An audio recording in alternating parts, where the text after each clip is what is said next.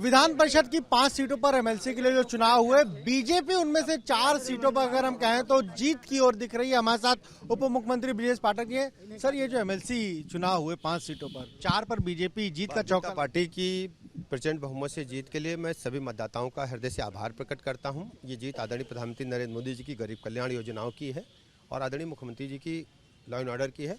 मैं बहुत बहुत बधाइयां और शुभकामनाएं देता हूं विजयी प्रत्याशियों को। इंटेलेक्चुअल्स का चुनाव माना जाता है। 2024 के लोकसभा चुनाव से पहले अगर ये नतीजे, हर चुनाव भारतीय जनता पार्टी लगातार जीत रही है और लगातार भारतीय जनता पार्टी का वोट प्रतिशत बढ़ रहा है, लोगों का लगाव बीजेपी के प्रति बढ़ा है।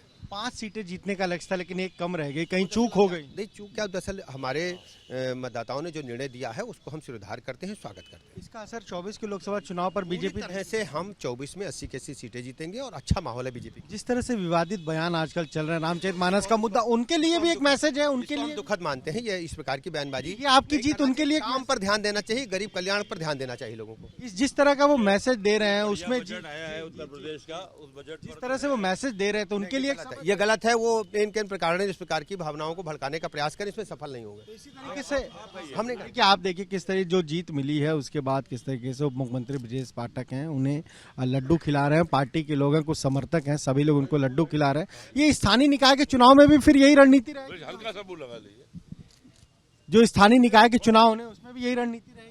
देखिए, पूरी तरह से भारतीय जनता पार्टी समर्पित भाव से जनता के साथ काम कर रही है और हम सब सभी चुनाव में लगातार चुनाव जीत रहे हैं। इस चुनाव में जो नतीजा है उससे कहीं ना कहीं पार्टी का कार्यकर्ता सब लोग उत्साहित। भारतीय जनता पार्टी के सभी कार्यकर्ता बहुत खुश हैं, प्रसन्न हैं, उत्साहित हैं।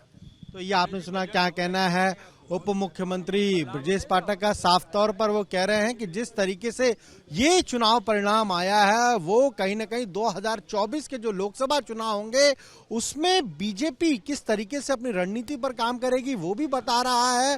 पार्टी के कार्यकर्ता उत्साहित होंगे, पदाधिकारी उत्साहित होंगे और कहीं ना कहीं इसी रणनीति को आगे लेकर निकाय चुनाव भी बीजेपी लड़ेगी और लोकसभा के जो चुनाव होंगे 2024 में उसमें भी इसी रणनीति के तहत जो पार्टी है वो आगे बढ़ेगी। साथ ही साथ जिस तरीके से आजकल विवादित बयान दिए जा रहे हैं रामचरितमानस को लेकर, उन्होंने कहा कि ये बहुत दुखद है और ये परिणाम उन लोगों के लिए भी एक मैसेज है। कैमरा जीतन के साथ अनुभव शुक्ला, एबीपी गंगा, लखनऊ।